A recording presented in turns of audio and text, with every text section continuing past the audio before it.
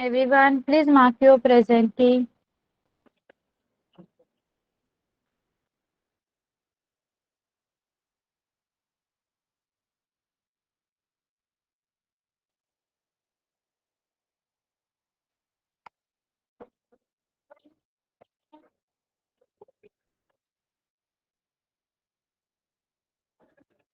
Okay, done.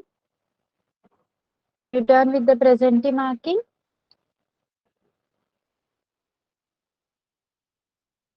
Okay. So we will be starting with standard 7. Okay. 7th standard पासून आपण start करूया. 7th standard nutrition in living organism. आपण हा lesson last time start केला होता. Okay, if you all remember. त्यामध्ये आपण nutrition म्हणजे काय, ओके, पोषण म्हणजे काय, पोषणाची गरज का असते, why nutrition is important, and autotrophic nutrition, स्वयंपोषी, हेटरोट्रॉपिक, परपोषी हे प्रकार आपण पाहिले होते. त्यानंतर photosynthesis system we have also done transport system in plants. Yes, वनस्पतींमध्ये जी ट्रान्सपोर्ट सिस्टीम असते ती कशा प्रकारे कार्य करते, झायलम आणि फ्लोएम या टिश्यू काय कार्य करतात हे पण आपण पाहिलं होतं. Do you all remember this? Yes, आठवते सगळ्यांना?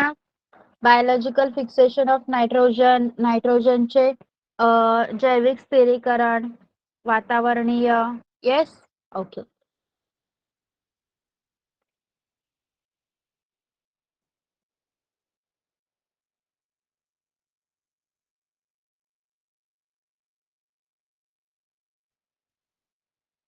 बेटा,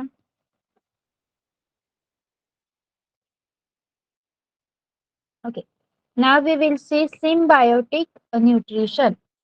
Okay, we will see symbiotic nutrition. In some cases, two or more than two different types of plants live together to fulfill their needs of nutrition, protection, support, etc. with each other's help. This type of nutrition is called symbiotic nutrition. आता symbiotic nutrition कशाला म्हणायचं बघा. कधी कधी दोन किंवा दोन पेक्षा जास्त वनस्पती ह्या एकत्र राहत असतात. ओके, ह्या एकत्र राहत असतात आणि ह्या वनस्पती एकत्र राहून स्वतःच्या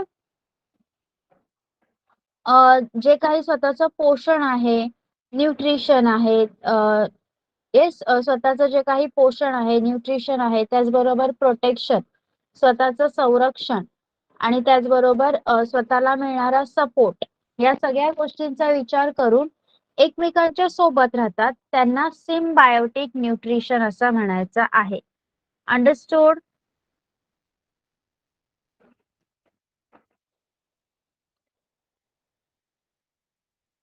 yes.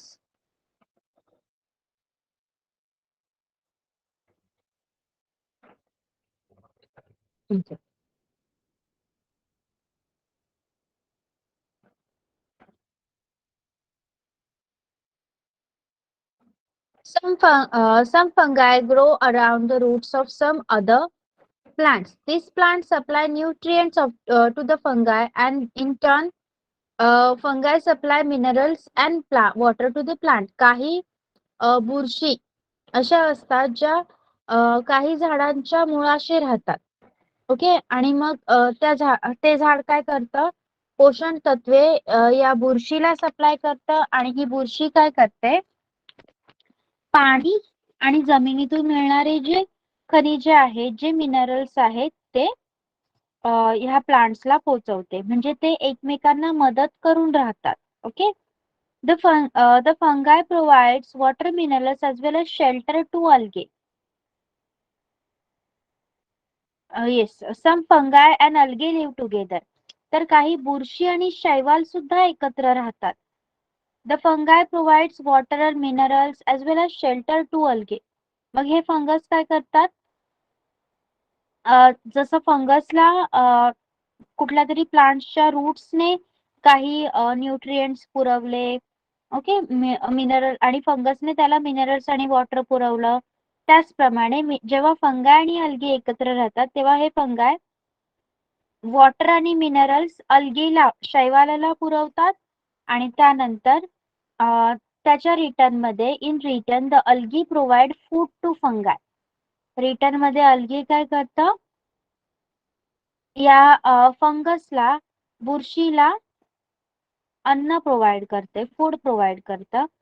लीचन is an example of symbiosis between algae and fungi. मग हा जो लीचन ही जी वनस्पती आहे बघा, दगडावर आहे आणि तिथे शैवाल आणि फंगस हे एकत्र आलेले आहे, त्यामुळे तिथे सिम्बायोटिक रिलेशनशिप दाखवली गेलेली आहे. Understood? 7th standard, have you understood? Sure.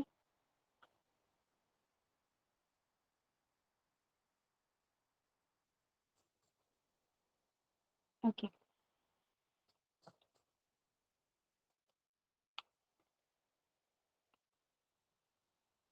Anyone, any doubt?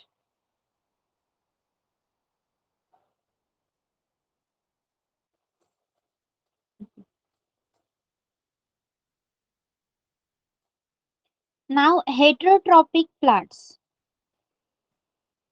Okay, heterotrophic plants.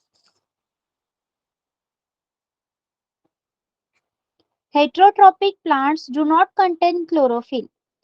जे हेटेरोट्रॉपिक प्लांट्स असतात, ज्या परपोषी वनस्पती असतात, त्यांच्यामध्ये क्लोरोफिल नसतं. How do the heterotrophic plants live? From where do they get their food? मग ह्या परपोषी वनस्पती कशा जगतात? कारण वनस्पती स्वतःचं अन्न नेहमी स्वतः बनवत असतात, बरोबर? Yes or no? येस. मग ह्या परपोषी वनस्पतींमध्ये तर क्लोरोफिलच नसतं. क्लोरोफिलची गरज आहे ना वनस्पतींना अन्न बनवण्यासाठी. Chlorophyll is that green pigment ना. क्लोरोफिलच तो ग्रीन पिगमेंट आहे ना. येस. मग ह्या वनस्पतींना तर गरज आहे. मग या वनस्पती ज्या हेटेरोट्रॉपिक आहेत, परपोषी असतात, त्यांच्यामध्ये क्लोरोफिलच नाहीये. मग त्या स्वतःचं अन्न कसं बनवत असतील? आणि जर त्या बनवत नसतील तर स्वतःची अन्नाची गरज त्या कशा भागवत असतील? सांगा. If they are not having chlorophyll, so how they are able to make their own food?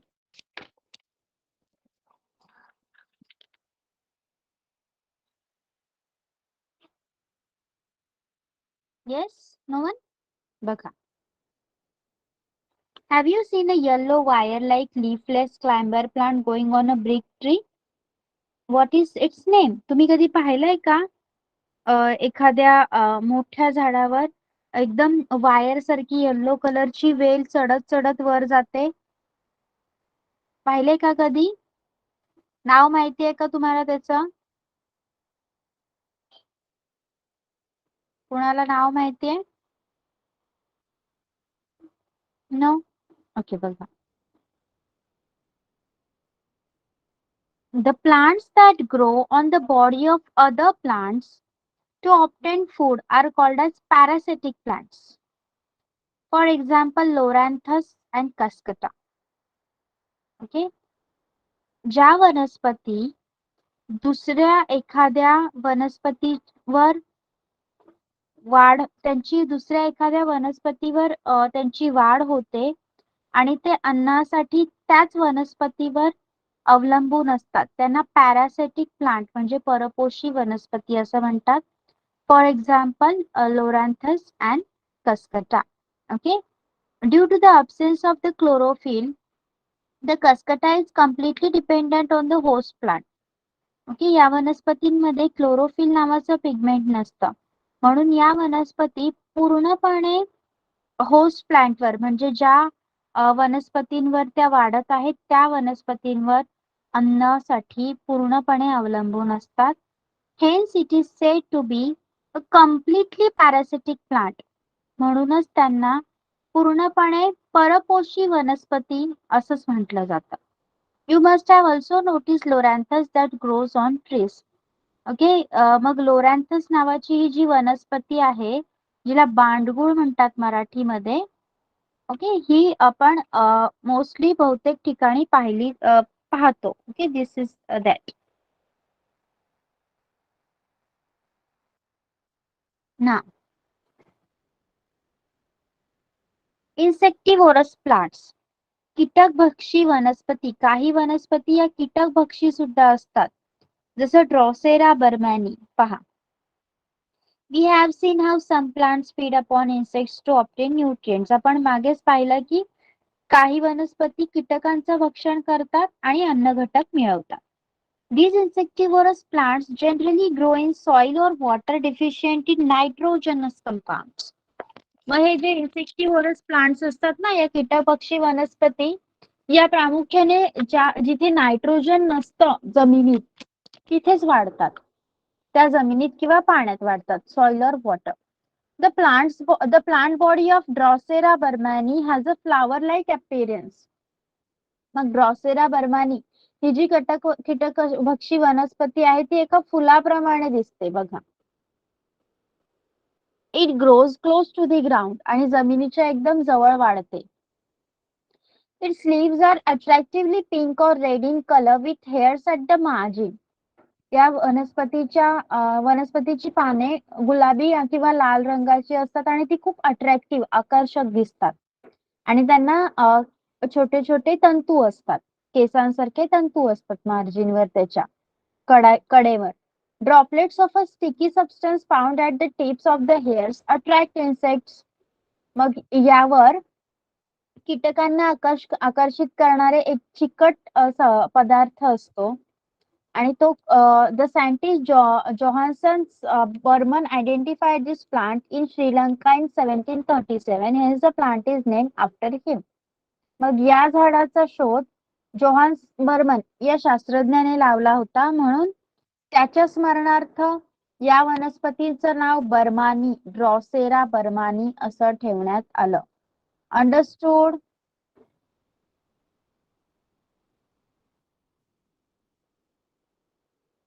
सांगा.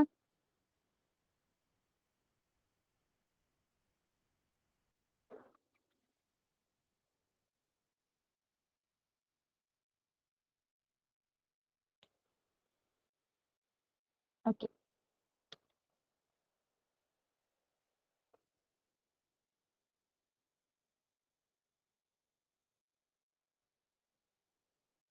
सॅप्रोफायटिक प्लांट्स, मृतोपजीवी वनस्पती. बघा, plants which obtain the food from dead and decaying bodies of other organism are called saprophytic plants. मग सॅप्रोफायटिक plants कोणाला म्हणायचं? मृतोपजीवी वनस्पती कोणाला म्हणायचं? ज्या वनस्पती सजीवांच्या कुजलेल्या मृत अवशेषांवर आपल्या न्यूट्रिएंट्स मिळवण्यासाठी, अन्नघटक मिळवण्यासाठी अवलंबून असतात, त्यांना सॅप्रोफायटिक प्लांट्स म्हणजे मृतोपजीवी वनस्पती असं म्हणतात. समजलं? Everyone understood? हे समजले का सगळ्यांना? Saprophytic plants. Okay. Various types of fungi like mushrooms and yeast are saprophytes. Fungi secretes digestive enzymes on the dead remains to digest or break down the carbon compounds they contain. The resulting solution is absorbed to obtain nutrients. मग सजीवांच्या या कुजलेल्या अवशेषांवर या वनस्पती वाढत असतात. मग कवक गटात असणारे बुरशी आणि भूछत्र, असं पाहिलं असेल भूछत्र तुम्ही कधीतरी, पावसाळ्यात तर खूप ठिकाणी पाहायला मिळतं. बघितलंय का? झाडांवर असतं. Have you ever seen? No? Okay. मग ह्या वनस्पती काय करतात? मृत अवशेषांवर एक पाचक रस सोडतात, डायजेस्टिव्ह एन्झाईम सोडतात आणि त्यातील जे कार्बनी पदार्थ आहेत त्यांचं विघटन करतात आणि त्यापासून जो एक सोल्युशन तयार होतो एक द्रावण तयार होतं, ते शोषून घेतात आणि स्वतःचे न्यूट्रिएंट्स, स्वतःची पोषक द्रव्ये मिळवतात. Understood? Yes. Okay. Always remember, food gets spoiled due to some fungi. Some fungi cause diseases or illness, while some fungi have medicinal properties. Yeast and some mushrooms are useful. Yeast is used in fermentation process and for making bread. Mushrooms are a rich source of iron and vitamins. बघा, काही बुरशांमुळे अन्न खराब होऊ शकतं आणि त्यामुळे विविध प्रकारचे आजार होऊ शकतात. तर काही बुरशांमध्ये मेडिसिनल प्रॉपर्टीज म्हणजे औषधी गुणधर्म देखील आढळतात. ईस्ट आणि भूछत्रे, काही भूछत्रे आपण जे मशरूम्स म्हणतो ते, हे उपयोगी आहेत. ईस्ट ब्रेड तयार करण्यासाठी किंवा आंबवण्याच्या प्रक्रियेमध्ये वापरलं जातं. तर मशरूम मध्ये, भूछत्रांमध्ये जीवनसत्व आणि लोह भरपूर मोठ्या प्रमाणात असतं. विटॅमिन्स आणि आयर्न मोठ्या प्रमाणात असतं. Okay. Role of nutrients and effect of their deficiency on plants. तुम्हाला माहिती आहे ना, विटॅमिन सी, विटॅमिन ए, हे सगळ्या, विटॅमिन B12, विटॅमिन डी, हे सगळे विटॅमिन्स आपल्यासाठी किती इम्पॉर्टंट आहेत. आणि त्याच्यामुळे आपल्याला जर ते नसले तर आपल्याला त्याचा कोणता तरी आजार होऊ शकतो त्याच्या डिफिशियन्सीमुळे. येस, तुम्ही हे शिकला आहात. त्याचप्रमाणे काही न्यूट्रिएंट्स जर वनस्पतींना नाही मिळाले तर त्यांच्यावर काही परिणाम होऊ शकतात. बघा, पहिला आहे नायट्रोजन. नायट्रोजन फंक्शन काय आहे नायट्रोजनचं? Important component of protein, chlorophyll आणि सायटोप्लाझम. नायट्रोजन हा प्रथिने, हरितद्रव्य आणि पेशीद्रव्य यांच्यातील एक महत्वाचा घटक आहे. जर तो नसेल तर काय होतं? रिटार्डेड और स्टंटेड ग्रोथ, झाडाची वाढ खुंटते. येलोइंग ऑफ लीव्स, झाडाची पाने पिवळी होऊ लागतात. Then phosphorus. Phosphorus conversion of light energy into chemical energy, प्रकाश ऊर्जेचं रासायनिक ऊर्जेत रूपांतरण करण्याचं काम फॉस्फरस करतं.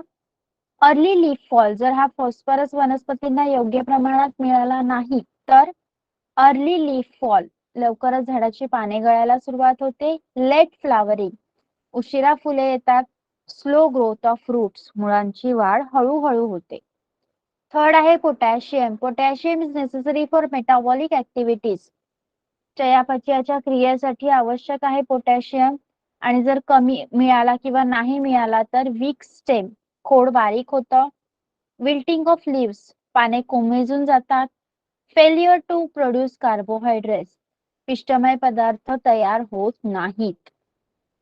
त्यानंतर फोर्थ आहे magnesium. Magnesium production of chlorophyll, हरितद्रव्य निर्माण करण्यासाठी उपयोगी आहे. जर नाही मिळालं तर स्लो और रिटार्डेड ग्रोथ, वाढ हळूहळू होते किंवा वाढ खुंटून सुद्धा जाते. येलोइंग ऑफ लीव्स, पाने पिवळी होतात. Iron production of chlorophyll, iron लोह हरितद्रव्य निर्माण करण्यासाठी उपयोगी आहे. नाही मिळालं तर येलोइंग ऑफ लीव्स, पाने पिवळी पडतात. Manganese, manganese production of main plant hormones, प्रमुख संप्रेरक घटक निर्माण करण्याचं काम मॅंगनीज करतं. जर नाही मिळालं तर रिटार्डेड ग्रोथ किंवा स्पॉटेड लीव्स, झाडाची वाढ खुंटते किंवा झाडाच्या पानांवर डाग पडतात. Zinc production of hormones and their intermediates, संप्रेरके आणि त्यातील घटक निर्माण करणे. रिटार्डेड ग्रोथ, नाही मिळालं तर वाढ खुंटते. अँड येलोइंग ऑफ लीव्स, पाने पिवळी पडतात. अंडरस्टूड? समजलं पोषक द्रव्ये त्यांचं काम काय आहे आणि जर ते नाही मिळाले तर झाडावर कोणते परिणाम होतात? Yes. Okay. Now nutrition in animals. Here we have done with nutrition in plants. Plants मधले न्यूट्रिशन सगळ्यांना समजलंय का?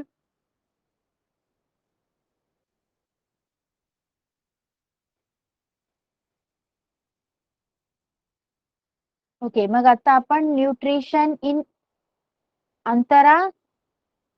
You didn't understood? No ma'am, मला नाही समजलं ते. काय नाही समजलं? तेच nutrition.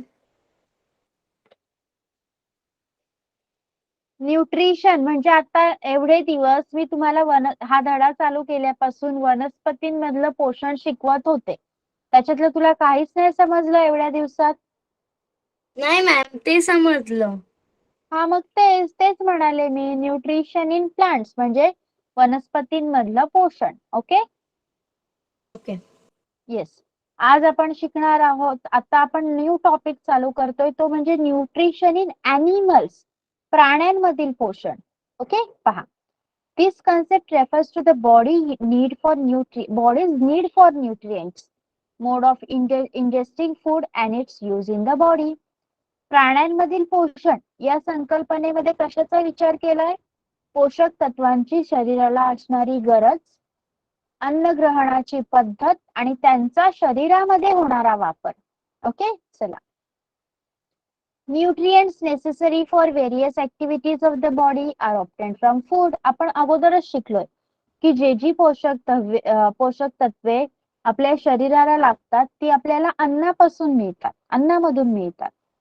They are supplied to various parts of body through blood. आणि रक्ताद्वारे शरीराच्या सर्व भागांना ती पुरवली जातात. The food that we consume does not mix with blood as it is. आपण जे अन्न खातो ते असंच जाऊन रक्तात मिसळून जातं का? आज तुम्ही भात खाल्ला तर तो भात डायरेक्ट रक्तात जाईल का तुमच्या? सांगा. No, absolutely not. त्याचं डायजेशन होणं गरजेचं आहे. So it needs to convert into soluble forms that can easily mix in blood. Nutrition in animals involves various steps from ingestion to egestion. मग हे अन्न जसंच्या तसं रक्तात मिसळत नाही, त्यासाठी रक्तात मिसळू शकणाऱ्या विद्राव्य घटकांमध्ये त्या अन्नाचं रूपांतर होणं खूप गरजेचं आहे. आणि ही क्रिया प्राण्यांमध्ये चालू असते. मग या पोषण क्रियेचे फ्रॉम इंजेशन टू इजेशन म्हणजेच अन्न ग्रहणापासून उत्सर्जनापर्यंत काही टप्पे आढळून येतात. पहिला आहे इंजेशन, अन्न ग्रहण. Food is taken into the body, अन्न शरीरात घेणे. दुसरा आहे डायजेशन, पचन. Conversion of food into simple soluble form, अन्नाचे रूपांतर विद्राव्य घटकात होणे. अन्नपचन सुद्धा म्हणतो आपण त्याला. थर्ड आहे absorption, transfer of soluble food to the blood, म्हणजेच शोषण. पचनातून तयार झालेले विद्राव्य घटक रक्तात शोषले जातात. फोर्थ इज असिमिलेशन, सात्मीकरण. Utilisation of absorb food by cells and tissues for energy production, growth and repair. म्हणजेच जे काही पोषण द्रव्ये मिळालेली आहेत त्यांचं शरीरातील पेशी आणि ऊतींमध्ये वहन करणे आणि ऊर्जा निर्मितीसाठी त्याचा उपयोग करणे. आणि लास्ट आहे इजेशन म्हणजे उत्सर्जन, removal of waste product and undigested food from the body. पचन व शोषण न झालेले अन्न घटक शरीराबाहेर टाकले जाणे. These 5 are the steps in nutrition. पोषणाचे हे 5 टप्पे आहेत. समजले सगळ्यांना? येस. ओके. मग आपण पहिली पोषण पद्धती शिकूया, ती म्हणजे होलोझाइक न्यूट्रिशन म्हणजेच समभक्षी पोषण. Amoeba does not have organs like hands and mouth. अमिबाला हात, तोंड असे भाग नसतात. Because it is unicellular organism, कारण तो एक पेशीय प्राणी आहे, खूप स्मॉल आहे, मायक्रोस्कोपिक आहे. It can take in food through any part of the surface of its unicellular body. तो काय करतो, त्याची जी एक पेशीय त्याचं जे शरीर आहे त्याच्या पृष्ठभागातून कुठूनही तो अन्न आत घेऊ शकतो. It surrounds the food particle from all sides to take it into the cell. तो अन्नकणाला सगळीकडून सगळ्या बाजूने वेढून तो अन्नकण आपल्या पेशीमध्ये समाविष्ट करून घेतो. After that it digest the food with help of different enzyme. आणि त्यानंतर त्या अन्नकणावर तो वेगवेगळ्या पाचक रसांचा वापर करून प्रक्रिया करतो आणि त्याचं पचन करतो. Undigested food is left behind as the amoeba moves further with help of pseudopodia.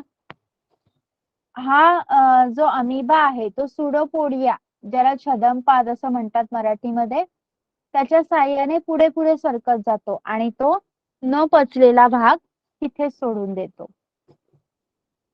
In unicellular animals like amoeba, euglena, paramecium, etc., all the steps of nutrition occur within their unicellular body. मग हे amoeba, युग्लिना, paramecium सारखे जे एकपेशीय जीव आहेत त्यांच्यामध्ये पोषण संबंधीच्या सर्व प्रक्रिया त्यांच्या पेशीमध्येच होत असतात. Insects have mouth parts for ingestion of food. For example, insects like the cockroach and grasshopper, which nibble have jaw-like mouth part. बघा,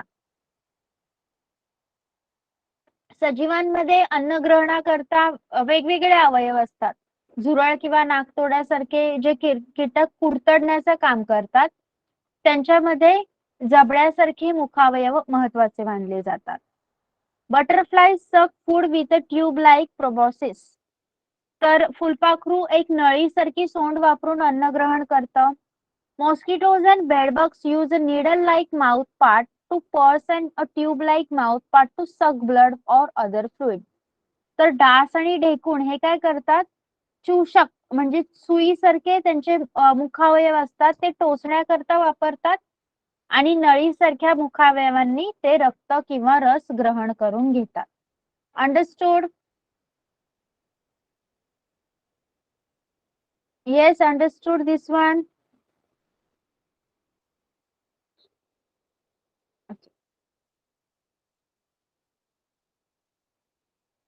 मग हे according to the type of food animal can be classified as. अन्नाच्या प्रकारानुसार प्राण्यांचे काही प्रकार पडतात. ते म्हणजे herbivorous, carnivorous, omnivorous, scavenger, decomposers. म्हणजे हर्बिवोरस म्हणजे शाकाहारी प्राणी. Herbivores use plants directly as their food. Example are grazing animal, granivores, seed eaters, frugivores, fruit eaters. Herbivores म्हणजे शाकाहारी प्राणी जे प्रत्यक्ष वनस्पतीचा अन्न म्हणून उपयोग करतात, म्हणजे गवत खाणारे, बिया खाणारे, फळे खाणारे. ओके, लिहा शाकाहारी प्राण्यांचं एक example. Write one example of herbivorous animal.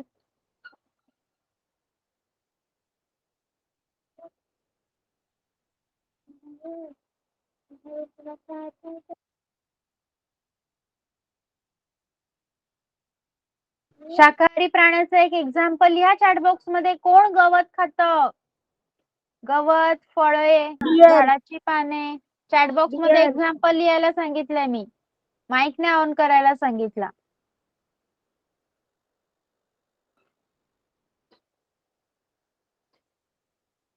गोट. Okay,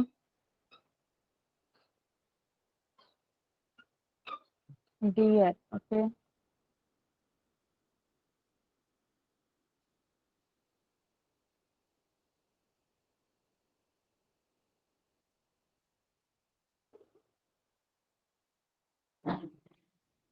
okay, so 7th standard you will do one thing. तुम्ही स्टेप्स इन न्यूट्रिशन, ओके, पोषणाचे टप्पे, हे जे 5 स्टेप्स आहेत ते तुमच्या नोटबुक मध्ये आता मला लिहून दाखवायचे आहेत. पेज नंबर 30 जे टप्पे आहेत 5 ते मला नोटबुक मध्ये लिहून दाखवायचे आहेत. स्टँडर्ड 7. अंडरस्टूड? 7th स्टँडर्ड समजले सगळ्यांना काय करायचंय? Okay, standard 8 you pay attention.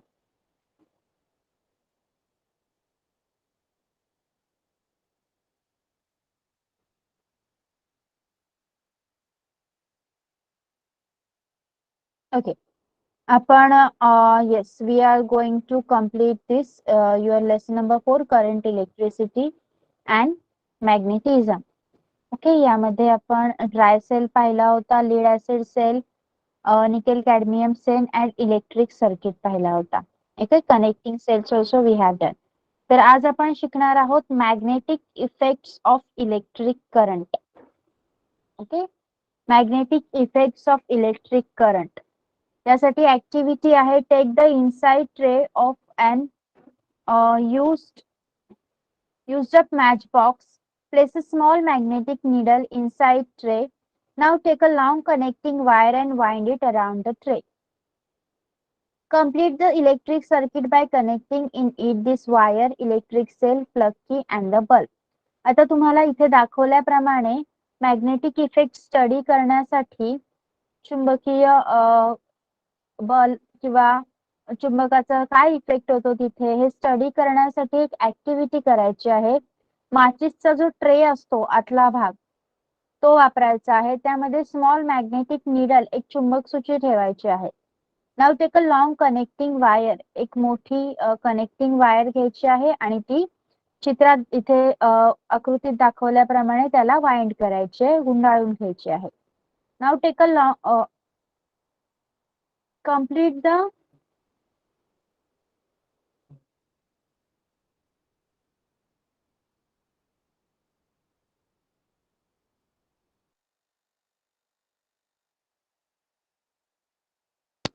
okay, sorry for the inconvenience.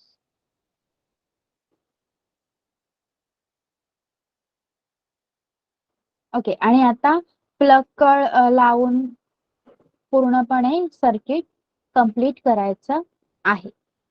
Mark the position of the magnetic needle. पहिल्यांदा चुंबक सूचीची जी पोझिशन आहे जी स्थिती आहे ती मार्क करून घ्यायची आहे.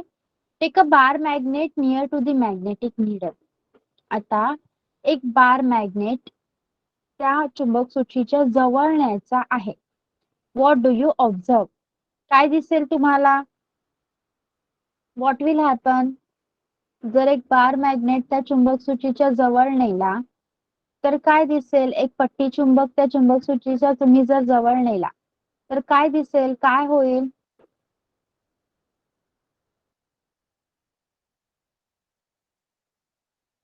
Any idea.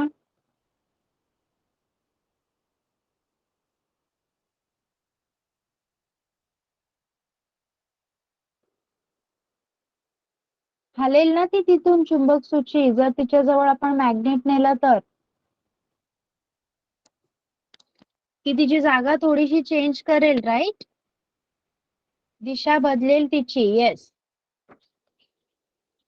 ना keep looking at the needle and close the plug की. आता चुंबक सूचीकडे नजर ठेवून परिपथ बंद करायचंय. कळ दाबायची आहे त्याची. The bulb will light up and you will realise that the current has started flowing. आता आपला बल्ब लाईट होईल प्रकाशमान होईल आणि आपल्याला हे लक्षात येईल की विद्युत प्रवाह चालू झाला आहे. Does the magnetic needle change it's position. आता चुंबक सूची दिशा बदलते का ते पाहायचं आहे. Now open the plug key. Does the magnetic needle come back to the original position? What will you conclude from this experiment? मग आता या प्रयोगातून आपल्याला काय कन्क्लुजन काढायला मिळेल पहा. You know that a magnetic needle is indeed a magnet. आपल्याला माहित आहे की चुंबक सूची हा सुद्धा एक लहानसा चुंबकच असतो. You have seen that the magnetic needle changes its direction when a bar magnet is taken near the magnetic needle. आपण पाहिलं या प्रयोगामध्ये की जेव्हा चुंबक पट्टी चुंबक सूची जवळ नेली तेव्हा चुंबक सूचीने स्वतःची दिशा बदलली. Also you have observed that the magnetic needle changes its direction when a current starts flowing in the circuits. आणि जेव्हा या परिपथात विद्युत प्रवाह चालू झाला तेव्हा सुद्धा चुंबक सूचीने स्वतःची दिशा बदलली.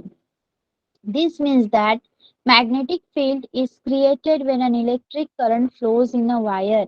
याचा अर्थ असा होतो की जेव्हा तारेतून विद्युत प्रवाह प्रवाहित झाला तेव्हा तिथे चुंबकीय क्षेत्र मॅग्नेटिक फील्ड निर्माण झाली.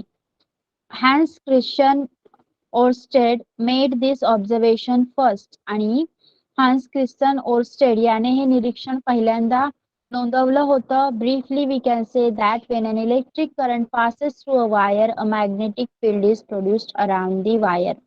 मग आपण असं म्हणू शकतो की एखाद्या तारेतून जर विद्युत प्रवाह गेला तर त्या तारेभोवती चुंबकीय क्षेत्र निर्माण होते. अंडरस्टूड.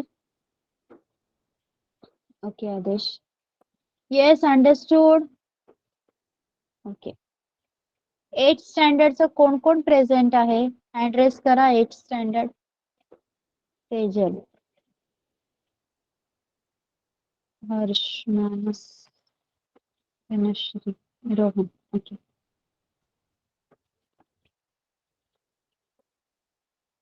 Second activity read करणार कोण? Manas, read that second activity, please. I will explain it.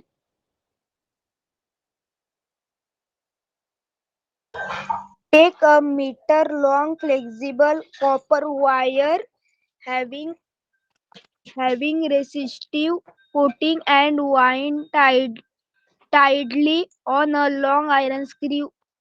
Connect the two ends of the wire in a circuit as shown in the figure 4.7.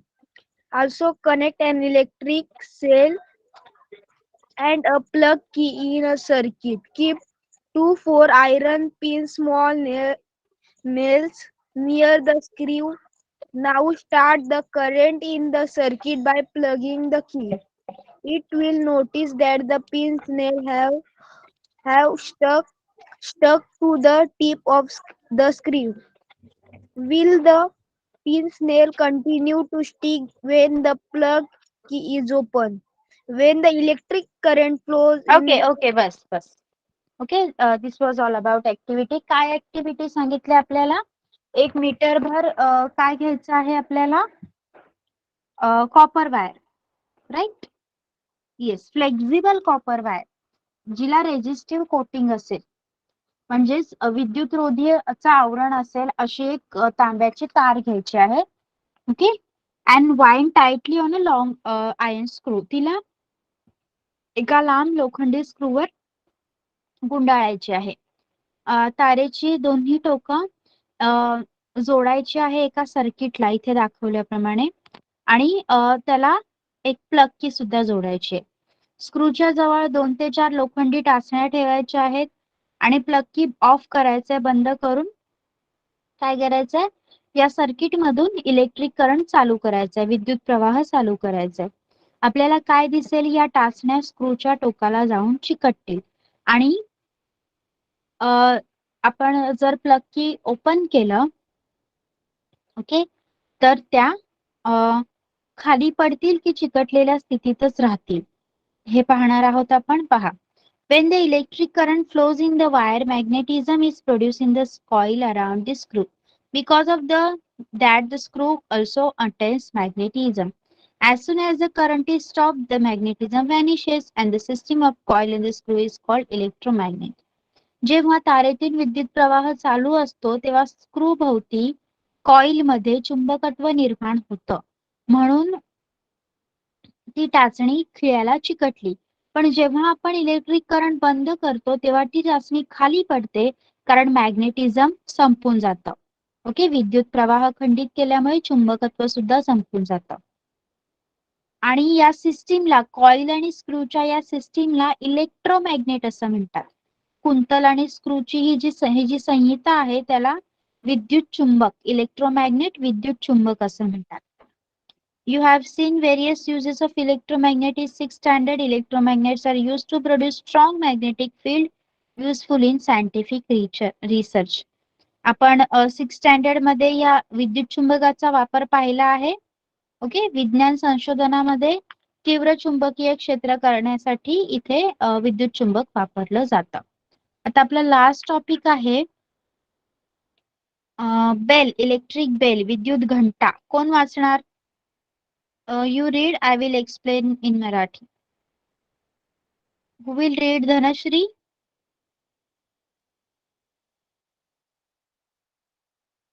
Okay, Harsh.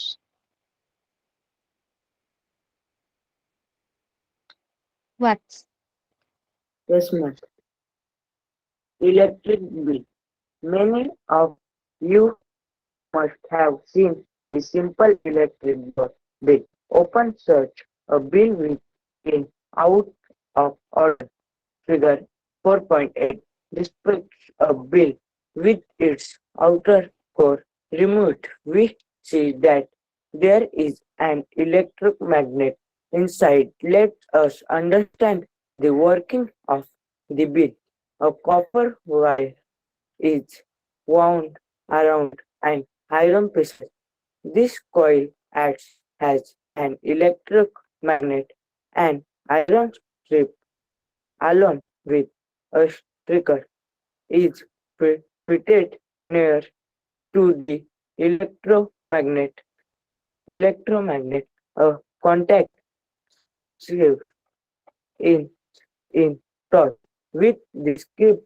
The electric cursor in Circuit co- circuit is connected connected. has shown in figure 4.8. The current flow in the circuit when it is in contact with the script, and hence the coil become a magnet and attract the iron script. Iron script. But it therefore the striker hits the gong and the sound is created. However, at the same time, the contact script loses the contact with the script, and the current in the circuit stop. I the st- In this situation, in this situation, the electromagnet loses its magnetism, and the iron script moves back and come in contact with the contact script. The okay electric current okay is stop stop okay. Harsh thank you. Okay. बघा आपण दारावर असणारी bell तर पाहिले, विद्युत घंटा. अशी एक बेल जर बंद खोलून पाहिली आपण बंद पडलेली, तर त्यामध्ये हे असं स्ट्रक्चर दिसेल तुम्हाला. ओके, तर त्यामध्ये नक्की काय आहे ते पाहूया. याचं वर्किंग कसं होतं ते बघायचं आपण. त्यामध्ये एक कॉपर वायर, एक तांब्याची तार एका लोखंडी तुकड्यावर गुंडाळलेली असते. ओके, आयर्न पीसवर गुंडाळलेली असते आणि ही कॉईल इलेक्ट्रोमॅग्नेट म्हणून ऍक्ट करते. हे कुंतल विद्युत चुंबक म्हणून कार्य करतं. आणि एक आयर्न स्ट्रीप एका स्ट्रायकरवर फिट केलेली असते इलेक्ट्रोमॅग्नेटिक जवळ. ओके, एक लोखंडी पट्टी टोलासहित म्हणजे तो वाजायला हवा आपटून म्हणून एका विद्युत चुंबकाजवळ बसवलेली असते. Electric circuit is connected. 4.8 मध्ये दाखवल्याप्रमाणे इथे एक विद्युत परिपथ जोडलेला असतो.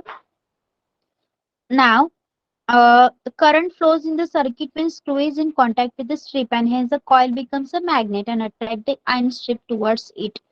जेव्हा हा स्क्रू पट्टीला खेटलेला असतो तेव्हा या पूर्ण सर्किट मधून करंट फ्लो होतो, विद्युत प्रवाह वाहतो आणि त्यामुळेच या कॉइलचा इलेक्ट्रोमॅग्नेट होतो आणि तो लोखंडी पट्टीला स्वतःकडे खेचून घेतो.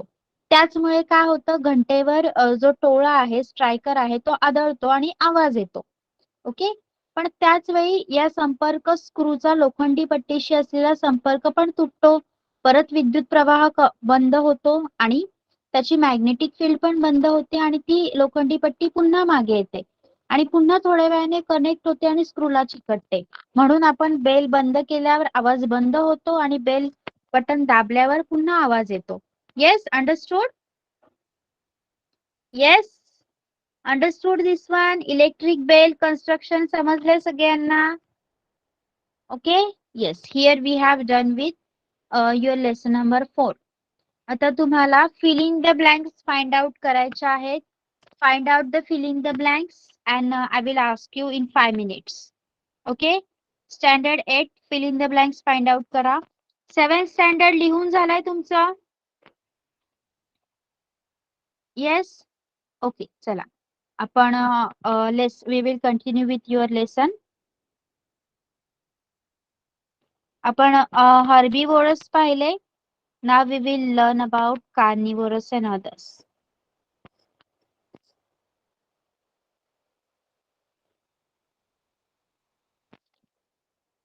ओके, तर कार्निवोरस म्हणजे मांसाहारी प्राणी. Animals that depend on other animal for their food are carnivorous. जे प्राणी इतर प्राण्यांवर स्वतःच्या अन्नासाठी अवलंबून असतात त्यांना मांसाहारी प्राणी म्हणतात. Carnivores are indirectly depend on plants for food.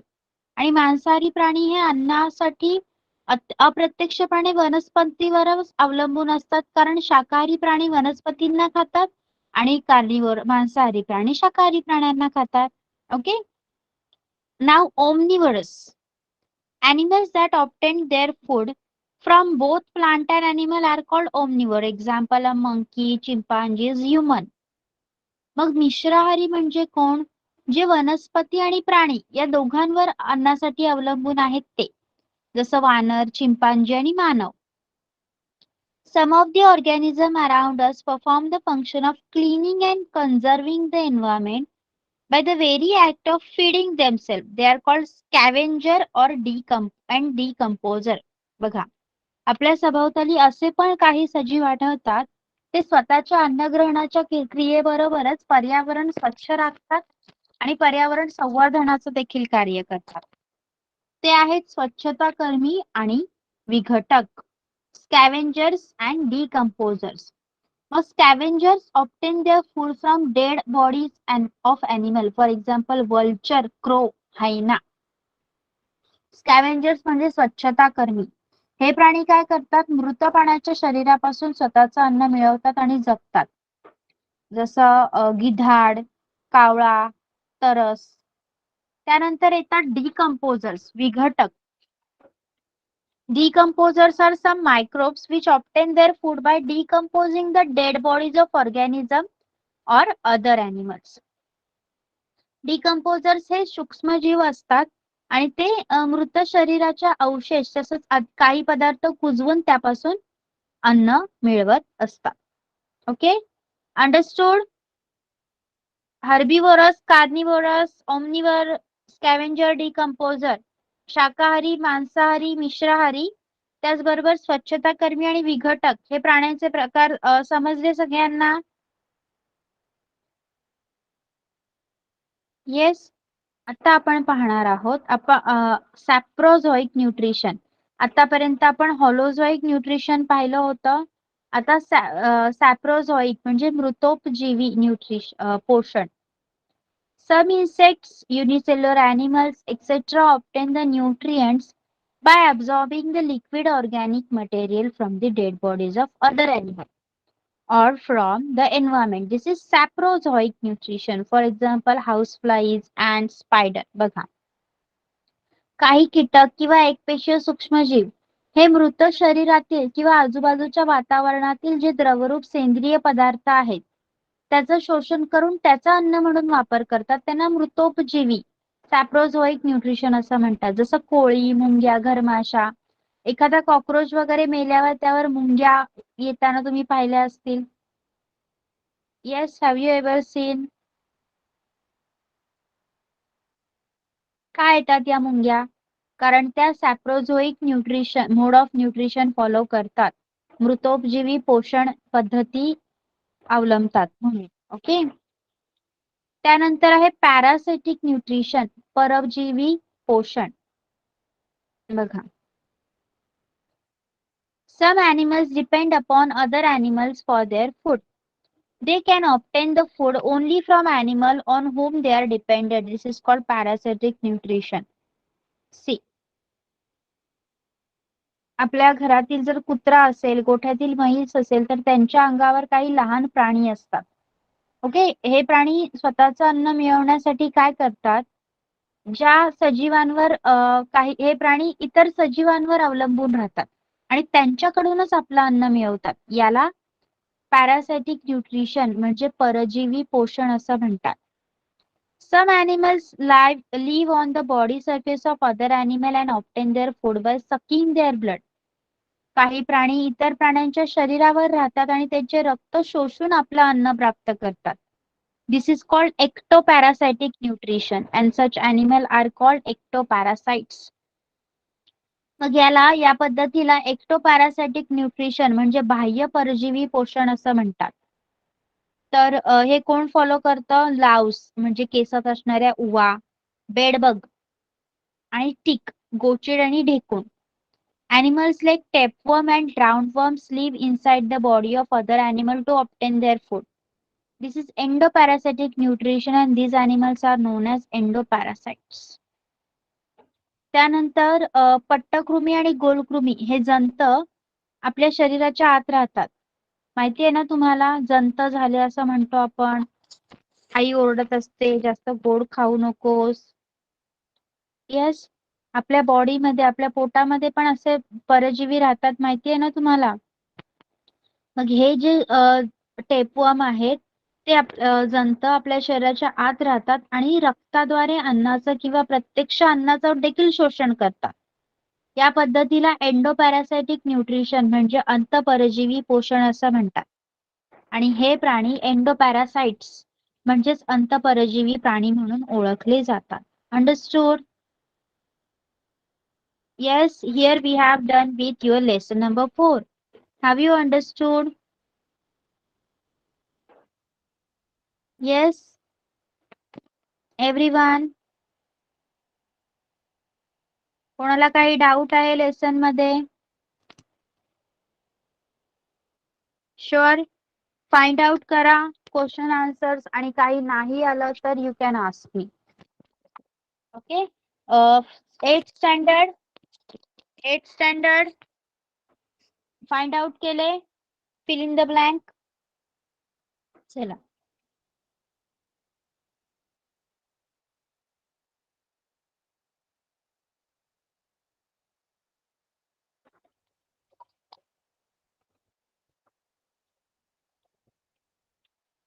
First is water in the waterfall flows from a higher level to the lower level because of dash dash.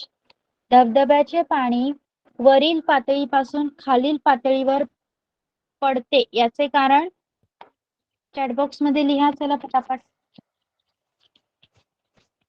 Okay, it's fine. Raise your hand. Yes Dhanashree. Yes, ma'am. Gravitational attraction.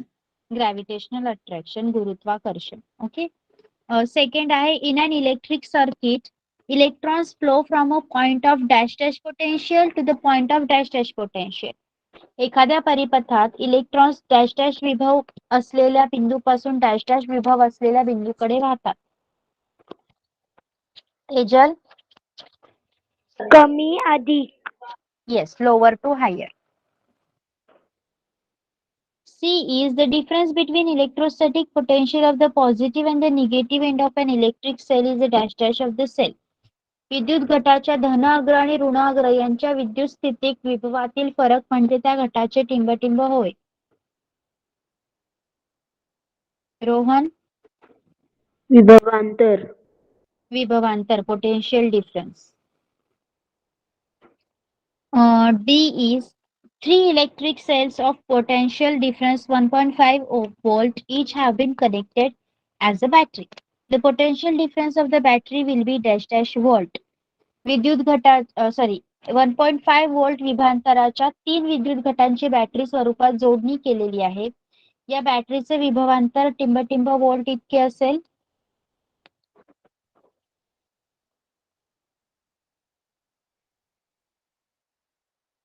Yes Harsh. 4.5 4.5 volt. Last is an electric current flowing in a wire creates dash dash around the wire. एखाद्या विद्युतवाहक तारेतून जाणारी विद्युतधारा तारेभोवती टिंबटिंब निर्माण करते. Dhanashree. Magnetism. Magnetism, चुंबकत्व. Okay, so this is done. Find out the other answers. If you are unable to find any, please let me know. I will help you in that. Okay? Yes. So shall we stop over here? कोणाला काही doubt असेल तर you can ask me now. Or if there no doubt, you all can leave the class. Okay, if no doubts are there, you can leave. उद्या सुट्टी आहे सगळ्यांना. Okay, online and offline both classes. Okay. Yes. Bye bye. Bye teacher. Bye, Thank you teacher. bye, teacher. teacher. Thank you, Bye teacher. teacher. Welcome. Bye teacher. Good night. Welcome. Bye. Bye teacher.